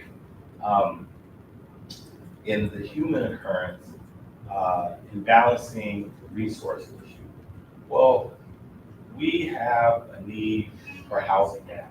And for the need for housing now, one of the things we have to get to build a house is you need a right to serve letter from the local water agency to allow you to be able to serve. So we have a push where we're required to rely on these developers to create the infrastructure. Well, guess what? They don't want to create the infrastructure. We have an opportunity to create new infrastructure, which could be better and have the current advanced technology, but because of cost and other reasons, which makes sense because we want an affordable house that can't be included in that price or isn't going to be a part of that infrastructure that could better deliver you higher quality water. But we're balancing, we need these affordable houses. So I hate to say that we just have these complicated choices, and it is imperative that the policymakers and decision makers understand the totality of the decisions they're making, because sometimes I think we have a reflexive position where we just say regulate, right? But then you say regulate this, but then you want affordable housing. Unfortunately, you can't regulate all this and then have your affordable housing. So I hate to say I just laid out a lot of the complications. I may not have had all the solutions, but I think our policymakers have an understanding the balancing act in order to deal with the technology and resources is critical, is one step for us to get there to a solution.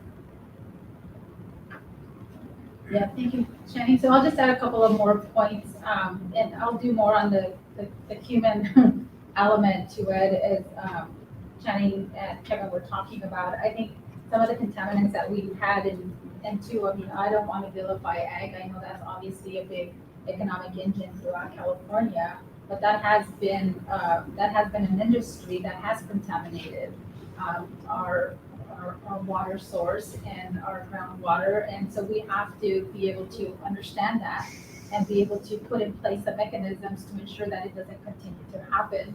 So through the Groundwater Management Sustainability Act, that's the plans that need to happen through the GSPs is really making sure that those plans that exist within the areas, the regions that have the GSPs, looking at how they're mitigating those impacts of the groundwater contamination, and is it feasible? What are the timelines? What are some of those mechanisms that are in place? And then also the composition of the boards, especially in the GSPs, we want to make sure that there's equity in those boards, that the individuals that are comprised of those of the GSPs, that they do include communities of color, that they do include those communities that have been disproportionately impacted because of some of the contaminants in the water. So I think for us as well as understanding that that does exist, so we do have that as part of one of the sources of looking at how do we protect our groundwater, but then also making sure that we understand what is in those plans. Are those plans feasible? Are those plans equitable? Are those boards and their compositions really including the people that need to be around the table to be able to be part of those decision making? And so then for me also in terms of the microplastics and understanding and awareness, so one of the awareness for me when we're taking as part of the water education for Latino electeds, they talked about the microplastics that are also in our clothing. And we know many times, especially we're in this throwaway society, right? That we like to buy and we like to continue to consume. And obviously there's a lot of, there's a lot of marketing for us to be able to do that as a country. But to be able to have that awareness, because I wasn't aware, that there's those plastics in our clothing. And so when we wash that, that also goes into our water source. And so, one of, as Kevin said, is that education and awareness to make sure that our residents understand this is what's going into, this is what we do have control of, right? Maybe we don't have control of a lot of other mechanisms and policies, but as individuals, I have control to be able to say, how much clothes am I going to purchase and what am I purchasing? And, to understand what it contains. And so one of the, for me, the awareness and education was, look, there's 3 different types of clothing that we want to be able to at least, purchase because they have less of those contaminants and plastics, right? Linen, wool, and silk obviously are kind of those better quality for the environment. So just, making ourselves aware of that, I think it's really important because I didn't know, and I don't know how many of our community members know that, right? So again, I think when we're talking about water, and Kevin and I were talking earlier as well, is just that education, even at the local level. Have our residents understand where does our water come from? And what is the mechanism of how we get that water delivery to your home? How does all that infrastructure work? To be able to have that understanding for our residents and awareness that we do have to protect it, and where are those mechanisms, and where can we have our residents also be those water warriors, right? To be able to protect our water. And then, Channing brought up a good point because we were talking as well with Kevin, is just balancing the demands that we have. And obviously for many of us as elected officials, we are, there's a demand for housing. We need to house our residents. And so we know some of the homeless rates that we have in California, which are incredibly, high, but with that is balancing the housing that we have to produce versus the water or the lack of water that we have, and how do we make sure that when we are looking at our land use policies as elected officials and we're preparing our general plans at the local level and looking at our housing elements, what does that really mean in terms of water? Because a lot of the conversations are really not in regards to water and the long-term impact, right, of developing, in my case, in our city, we just annexed 650 acres for development of 2,500 new homes within a 10 to 15-year time span. And the water conversation didn't happen. This is the housing that we need because we need to house our residents and we need to project for future growth. Yet, where does that water conversation happen? Where are we going to have water? Is it going to be sustainable? What does that mean to our residents? Is it going to be increased costs? Is it going to be affordable? So all of those conversations, I think, for us at the local level need to be had. And for our residents, they need to be asking us those questions. When we're adopting those, those new developments that are coming to our communities, is really having those comprehensive conversations about water. Thank you. And I appreciate you folding in solutions into your answers. So that really allows us to sort of combine a question here because one has already been answered. What are the tools that are available to address these concerns without compromising water quality and without compromising water affordability? So if you could answer both of those within your answers, I appreciate it. Thank you.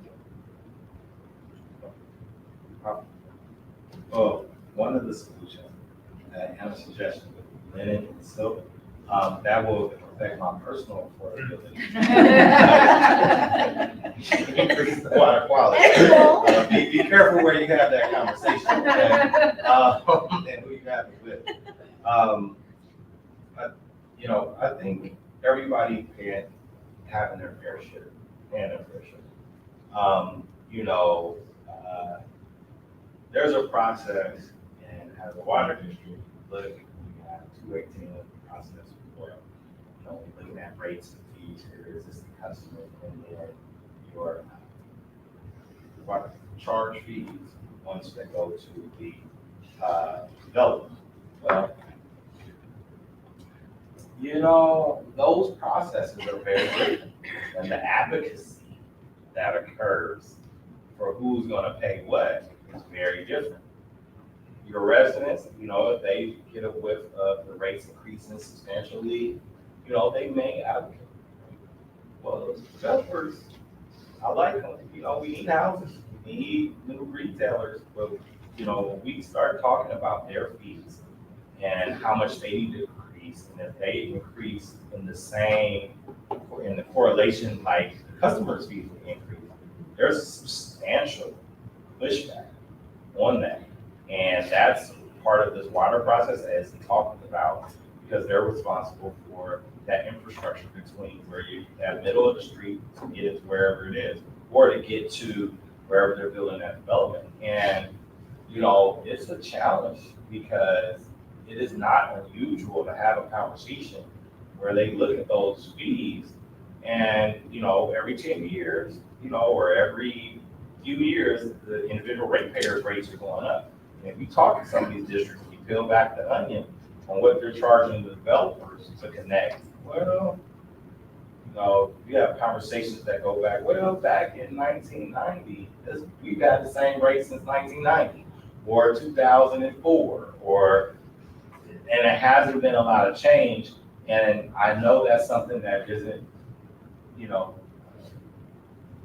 it's an appropriate topic for mixed company or whatever. But that is something that can help address, is looking at what it costs to connect. Now, like I said, the flip side, at least what's said, but I don't know, when I look at some of them and the profits they make, I don't know if it's impacting their profits. But, that's a place where the fair share regarding the infrastructure can be discussed, where we can mitigate some of those costs to be able to improve the infrastructure. It's just a challenge because of the ability to communicate that some of the housing developers have with elected boards.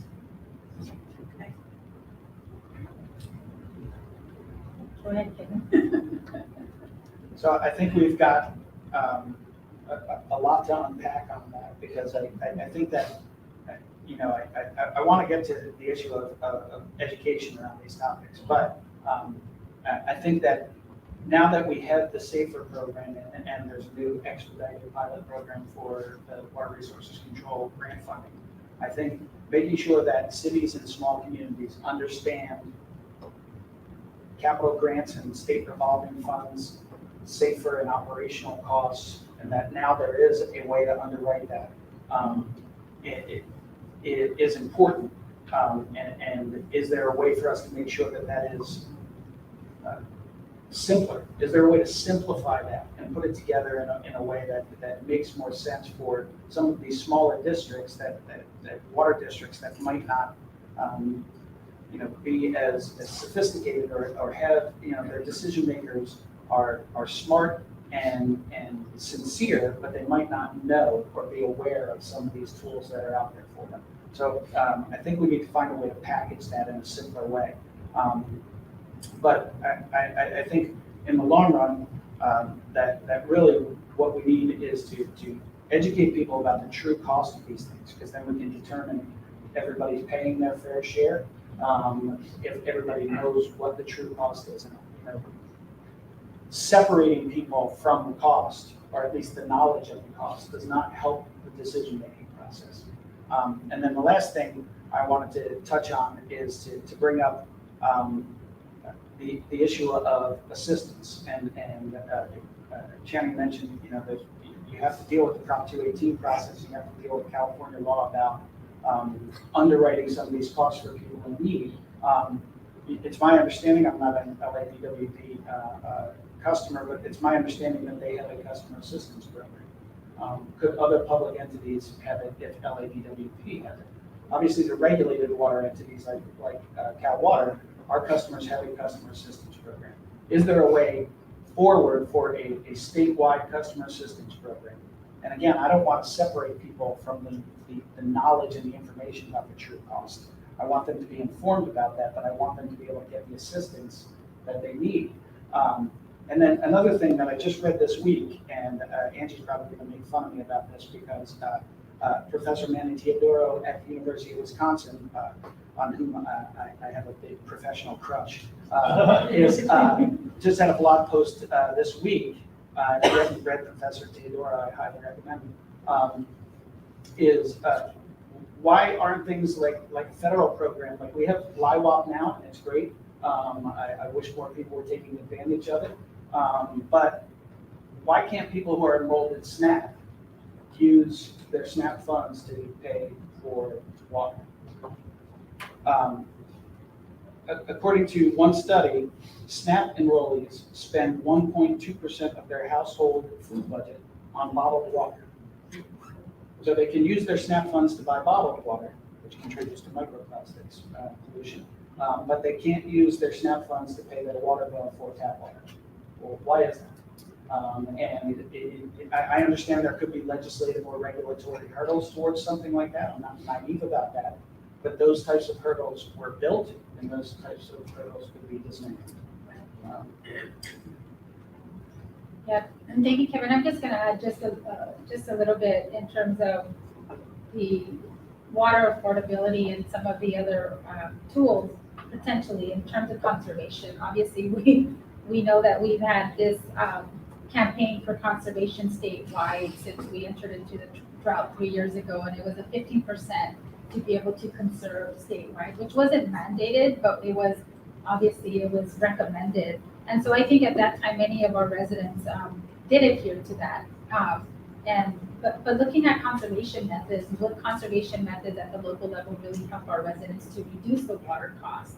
Then, in essence, reduce their water bills to be able to do that. And also, I think for me, is looking at, as I had mentioned earlier, some of these recycled water projects that we're utilizing at the local level. There is accessibility for grants to be able to do that through the state, especially for some of our local smaller jurisdictions, to be able to do that and look at some of those options and looking at the affordability to be able to reduce some of the water consumption and the water rates for our residents.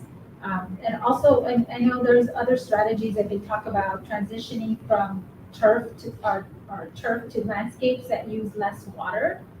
So that, again, just in terms of the water conservation and seeing if that supports some of the affordability and still not compromising the water quality. And I know California obviously has been in the Save Our Water campaign. And continuing with that, I think, again, just the education and awareness around that. And then understanding also that the State Water Board did adopt new long-term water use efficiency standards, which are going to come into, actually they're going to be enacted into regulation on January 1st, 2024, and looking at whether those long-term water efficiency standards do support the affordability as well as the water quality for our residents. And I will, I'll put this plug in for a podcast that I like to listen to where it gives me more information in terms of water to be able to understand all of the dynamics of water and all of the different, just the different intricacies of water. It's a podcast called Water Talk, and it's by a professor from UC Davis, Samuel Sandoval-Solis, who's also part of our WELL. It's also part of the Untapped Fellowship program that Channing and I are part of. And it's a lot of great information because for me as an elected official, sometimes, we have all these documents that we have to be aware of and reading. And so for me on my drive, I have a 30-minute drive from my home to where I get to work. And it's really good to be able to listen to the updates on water. And there's so much happening, as was said today. I mean, it's just evolving, and every day is something different. So for me, it helps me to really understand what is it that I need to be aware of, what is happening at the state level that's going to impact my residents at the local level. So being able to continue to have that awareness as well is important. Thank you for that. So we'll move right along into talking about enterprise and local control. So how can we balance the benefits of local control versus a managing enterprise? And then I'm going to combine that with how can we also create synergy amongst city officials and municipal directors, as well as non-municipal water utility agencies. So Kevin, I'll pass that to you first. So, yeah, I think this is an interesting thing, and I'll use SIGMA as an example, right? So the Sustainable Groundwater Management Act provided people to start, various entities to start these groundwater sustainability agencies. And I realize this is off point, but I'm going to get to it, I promise, is that there was a rush, at least in the Central Valley in many cases, where it became very balkanized. Everybody wanted to set up their own GSA because the focus is on controlling I have to be responsible to my constituents, and that is totally understandable. If you sit on a community services district board, your obligation is to the people in that community. But is there a point where we come to recognize that if there are administrative and financial issues with providing safe and reliable service in that structure, that there has to be a point where we're willing to give up a little bit of local control in order to bring in resources and economies of scale that can help solve the problem. So the sense of responsibility to the community is noble and admirable, but if it's not addressing the issue and it's not helping people, then potentially, at a certain point, we have to let go of some of that. Which is not to say that it should be all one giant conglomerate, but to look at resources that are not always just grant funding to prop up a chronically failing enterprise, but to say if there is a city nearby that does this well, can we consolidate? Now, saying that, I wouldn't want to be in Shannon's position or Anna's position, because both of them sit on boards or a council that runs a water enterprise, and their primary responsibility is to the people who elected them.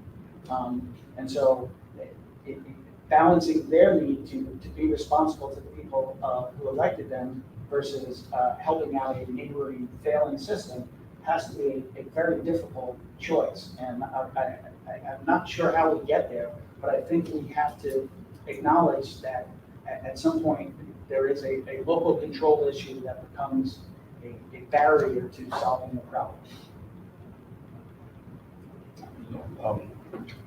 And when we talk about local control, there's different levels of it. We have water at least, and we have so many experts in this room who know better than me. But you start off with these mutuals, right? And that is as local as you should get. Sometimes families, sometimes the local communities, just farmers, whatever. And that is the most local you can get. Then you get into these districts, you get into, depending on the size of the cities. You have our other state, regional, state regulatory bodies. It's a challenge because, as they used to say, I heard it, and it said, whiskey's for drinking, water's for fighting. And people like their territory and their turf. And when you start talking about who has access to what, I can go on. I'm looking and I see other attorneys and other people in the room, and I'm like, oh, I messed up. I studied labor and civil rights. I should have studied water, because those attorneys make 3 times the amount for what they do, because people just like to fight for the rights to water. It's just So even when you can get them to say there's a need for us to join together in order to be more efficient, to supply better services, to have more resources so we can address the affordability issue. You have a legacy issue within the culture of water to even begin to address who's going to give up what rights between each of the districts and cities. I can say in my region, I know there was a time, I don't know, a long time ago before I was on my board, where there was some, need for regional conversation about what we're going to do and working with various water basins together and getting our district, getting our regional wholesaler, getting our cities to all operate and start thinking collectively about how we do it. And I can say in my region, I'm very fortunate. Two of my biggest cities, I have both League of City members, Mayor Deborah Robertson, who's over the National Mayor's Conference Water Commission. And she lets me know that she's definitely well informed of the issues.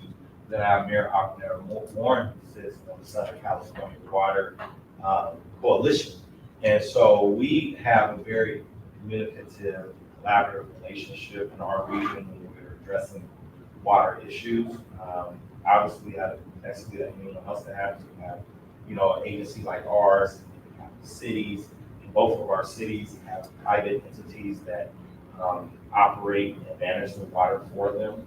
And so we still have a place where we work together. And I think having on here, when you have municipal leaders who are well versed in water and they're exposed to it and understand the issues. So when the water people, as we like to call ourselves, come into the room, we're able to understand each other's language and how we can collectively work together.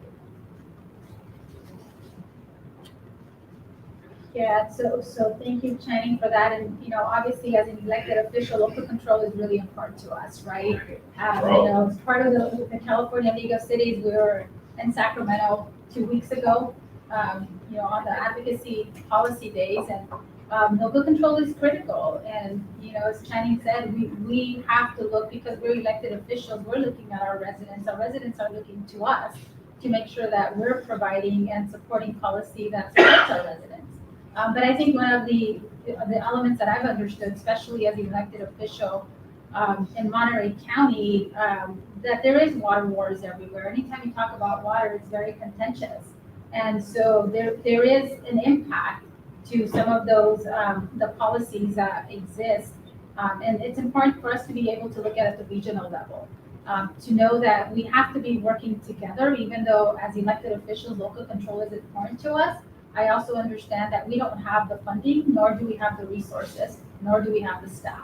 So it's important to be able to look at it at a regional level and look at, the scale of the issue and how can we arrive at a solution at the regional level. And it's important to be able to look at our state and federal partners, because we don't have the resources, we don't have the finances, and we talk about some of these infrastructure, water infrastructure projects that need to happen to really support our communities. We don't have the money for it.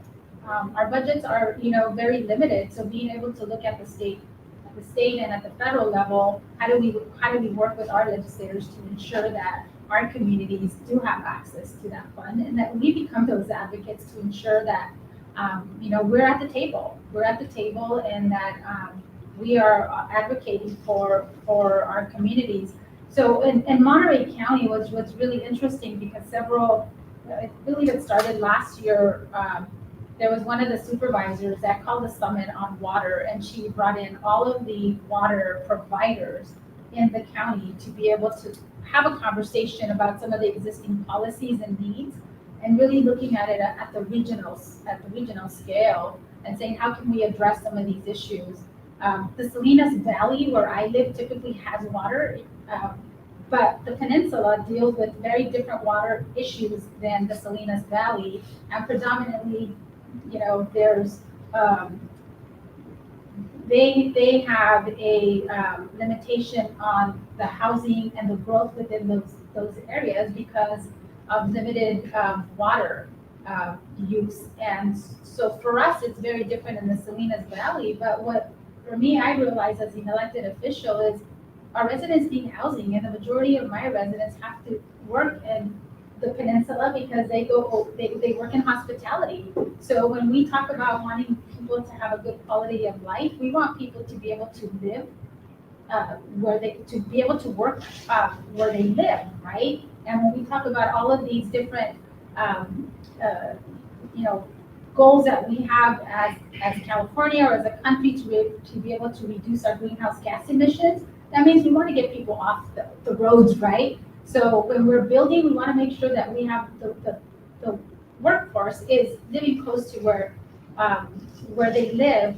And so for me, the impact, what I realize is if the peninsula isn't building housing, that's impacting my residents because I don't want them to spend 30 or 40 minutes on the road when they can be spending time with their family, when they can be coming home to dinner, when they can be coming home to attend, their son's or daughter's basketball game or little league game. And so for me, it was really important that we really look at it as a regional scale, that whatever issues are happening on one side of our community, if those are having impacts to our residents, then we have to care about it. And we have to be able to come together and say, how do we find those solutions that are really going to be equitable for all of our residents within our county or within our region, and that we're really advocating to our state legislators and our federal legislators that these are the policies that are really going to support that.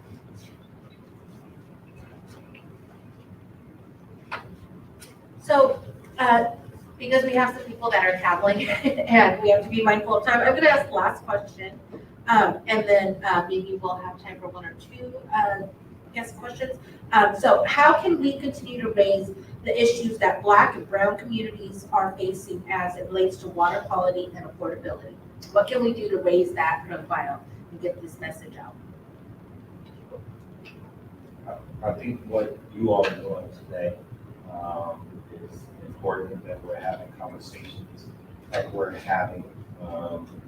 I think that's important. I also think it's important to develop and investing in some of these programs and do the education, whether it's consultation or ID works and others. I know for a lot of our working class communities, that's what we do first. We work and then we figure out what to do next. We don't have the opportunity to sit back and have a esoteric conversation about environmental issues or other important and impactful issues, even the quality of water, until groundwater shows up in the sink. And so creating forms, mechanisms for educational programs for kids, for our young people that we need the water workforce to be educated about it, that's my recommendation.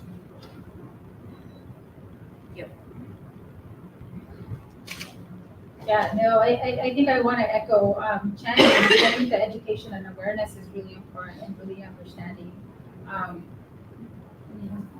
what these communities are going through, and being able to have those conversations in different spaces. And for me, it's important to be in these spaces, as elected official. But I'm also a mom, and I also have a job, a full-time job. I think many people don't realize as elected officials that's not a full-time job, although it is a full-time job.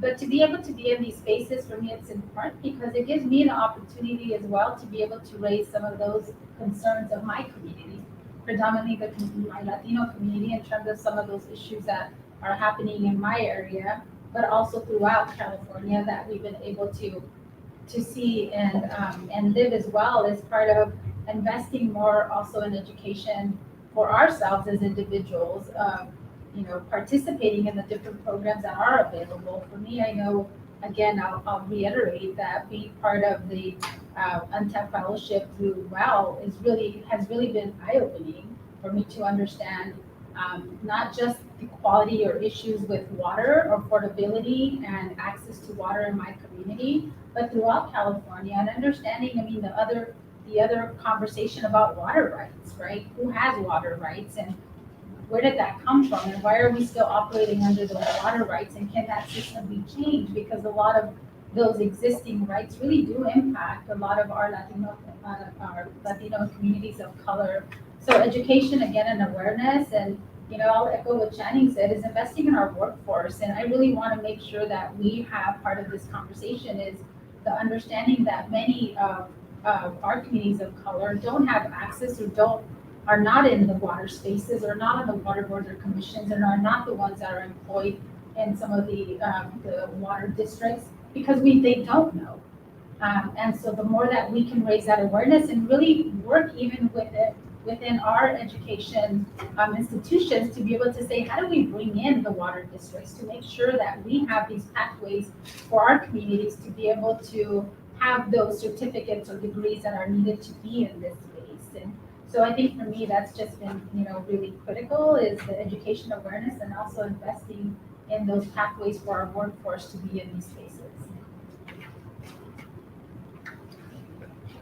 So I echo what Channing and Anna said. I think that we have to educate just regular people in their homes about what it takes to make the water safe and reliably deliver it into their house. What does it take? The amount of time and effort and investment that it takes. That in 1956, the American Water Works Association conference had a paper presented, and the title of the paper was 75 Years of Too Cheap Water. So in 1956, they were already talking about the fact that people didn't appreciate the amount of water, because everybody was priding themselves on artificially keeping the cost of water low, and hiding those costs in other ways that people weren't responding to. So that's going, back to 1881? I mean, this is a long-standing problem that we have coming up on 100 years here or more of people thinking that water should be super inexpensive, and not recognizing the importance, the effort, and the investment it takes. And so I think we have to find a way, and I don't know the answer to that other than getting people like this in a room to talk about it, so that we can come up with solutions and keep the conversation going. And then I think the other thing really is bringing that and raising that up to that next level. So we're educating to regular people in their homes, particularly in low income and communities of color, where people are distrustful of these things, and they need to be aware that there are people honestly out there advocating and trying to solve these problems for them, or to help them solve the problems, not solve them for them. That's important. But also to then coalesce around some of these ideas, whether you're a wholesale water entity, whether you're a retail water entity, public or private, whether you're a water advocacy and education entity like finding common ground. There are many things within the water industry about which we will differ, and that's fine. But there are also many things about which we agree, and how do we communicate that into the policymakers at the state level to say, all of these parties here agree on this. Let's set aside the things we don't agree on, and let's drive policy about the things that we do agree on. Thank you all so much for your valuable input to each question. At this time, we're going to take about 10 minutes to open it up for Q&A from our participants here in the room. So if there are any of you, we'll take 1 or 2 questions at this time. 1 or 2 questions. Again, we have somebody that is traveling. So are there any questions out there, or did we do a good job of getting them all ready? We did. Okay, fantastic. We want to thank our panelists so very, very much. We really appreciate it. Yes, and of course to our guests as well for coming, joining us and being here to have this conversation and going back to your communities and sharing this information with us. We will leave the last word to Kevin here as one of our experts and our wonderful host here for today's talk. And I'll give it over to you, Kevin. Well, I want to thank the West Basin for hosting the event and letting us use the facility. We honestly, we came to them kind of last minute. We had a previous facility identified, and that didn't work out due to a mistake on my end. And we called West Basin, and they were very accommodating. So I want to thank West Basin and Michael in particular for helping us set up the room. And I want to thank Anna and Channing for participating, and Marla, who is actually the person who did almost all the work.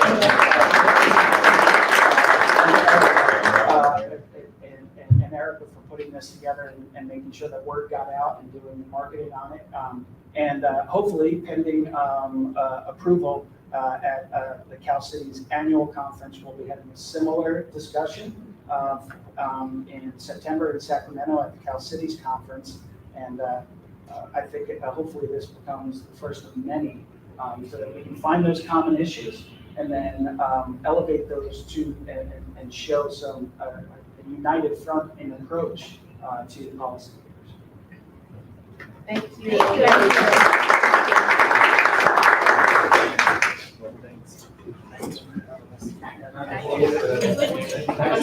I think the next time I see you, I'll be on Zoom.